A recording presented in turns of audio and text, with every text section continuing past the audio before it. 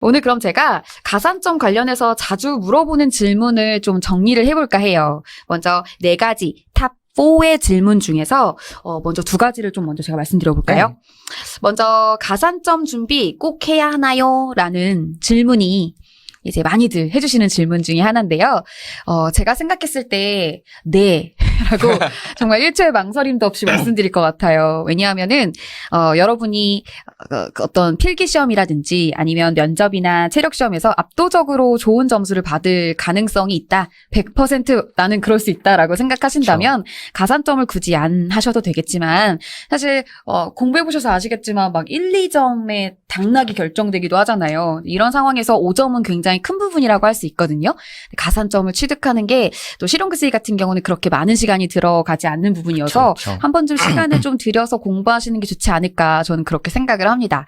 가산점 꼭 준비하세요. 2번째는요. 가산점이 4점인데 1점을 꼭 채워야 하는지에 대한 질문도 많이 들어오죠. 오프라인에서도. 가장 많이 들어오는. 많이 들어오죠. 그러니까 아무래도 가산점이 한 분야에서 중복 적용은 안 되다 보니까 이제 다른 것이 있는 분들 중에 실용글쓰기에 많이 관심을 가지시더라고요. 근데 이제 아무래도 실용글쓰기는 550점 정도를 받으면 2점을 취득할 수가 있어요. 근데 왜 전체 합계가 5점이니까 2점을 취득해도 이제 1점을 받게 되는 거겠죠? 전체 5점, 만점을 채우게 되는 걸 텐데 만약에 필기시험이라든지 뭐 다른 분야의 내용이 아직 다 완벽하게 점검이 되지 않은 상태에서 굳이 제가 1점을 따라고 시간을 들이라고 말씀드릴 수는 없을 것 같아요. 그래서 우선 본인의 공부의 양과 공부의 어떤 성취도가 어느 정도 되어 있는지를 보셔야 될 것 같거든요. 근데 만약에 공부 충분히 되어 있다. 한번 도전해보고 싶다. 그러면 한번 도전해보시는 것도 좋겠다 추천을 해드리는데요. 그 이유가 시험을 합격하고 난 뒤를 제가 생각했을 때에 그렇게 해봐라 이렇게 말씀을 드리는 부분이에요. 왜냐하면 요즘 들어서 합격을 한 후에 글쓰기 능력이 뛰어난 사람들을 되게 높이 평가해준대요. 그렇죠. 네, 그러다 어느 보니까 부서든 마찬가지인 것 같아요. 그죠. 그리고 특히나 경찰 같은 경우는 보고서를 쓰는 내용도 많기 때문에 글쓰기 능력이 어느 다른 여타의 직업들보다도 더 중요하게 여겨지는 부분이에요. 그래서 공부를 한번 해보겠다. 글쓰기를 공부 한번 해보겠다. 이런 마음으로 준비하신다면 그렇게 부담은 없으실 것 같아요. 그래서 저는 한번 1점 취득도 추천을 해드릴 만하다고 생각합니다. 취업, 그러니까 합격 이후에 또 생각하는 거죠. 그것까지 생각하시는. 그렇죠. 역시 물어보살. 무엇이든 물어보자. 물어보세요. 네. 나머지 것도 좀 말씀해 주세요. 제가는 이제 3번째 거를 말씀드릴게요. 가장 많이 물어보는 질문 중 하나인데요.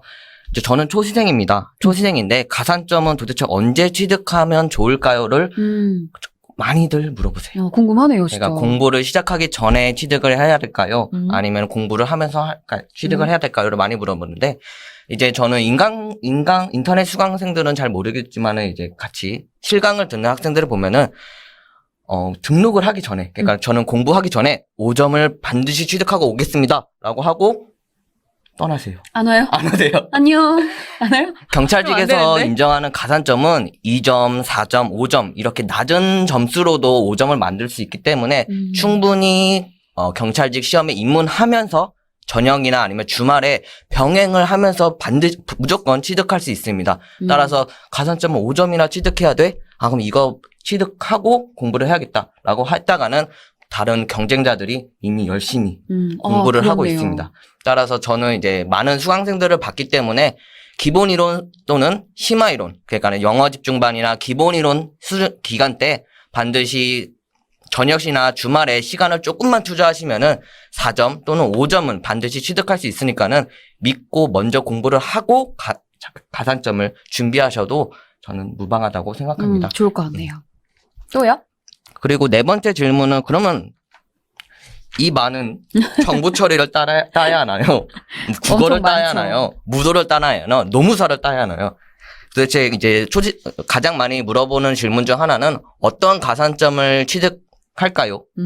를 많이 물어보시는 게 가장 많이 추천해드리는 거는 우선은 이제 정보 처리 분야에서는 워드 프로세스나 커말 이 둘 중에 하나가 있으시면 좋고요. 그 다음에 대형 면허, 그 다음에 실용글쓰기, 그 다음에 GTELF 이렇게 4개가 가장 많이 추천해드리고 있습니다. 물론 그 이유는 다른 분야에 가산점들은 접근성이 너무 높아요. 벽이. 아, 그래요? 제가 갑자기 5점을 따고 싶다고 선생님 저는 정보통신기술사를 하고 싶습니다. 라고 했다가는 노량진이 아니라 저기 어디? 대학교를 가셔야 아, 되기 그래요? 때문에 그런 자격증은 이제 이렇게 살아오면서 취득한 게 아니라면은 음. 도전하시지 마시고 누구나 그러니까는 성인이면 아니면 고등학교 그리고 아니면 20대 초반이라면은 누구나 딸 수 있는 실용글쓰기 네. 그다음에 GTF, 그다음에 뭐 대형 면허 이렇게 해서 4점, 5점을 취득하신다고 저는 이제 말씀을 드리고 있습니다. 맞아요. 그리고 조금 더 덧붙이자면 그 실용글쓰기 점수가 시험을 보고 나서 한 달 정도 있다가 나와요.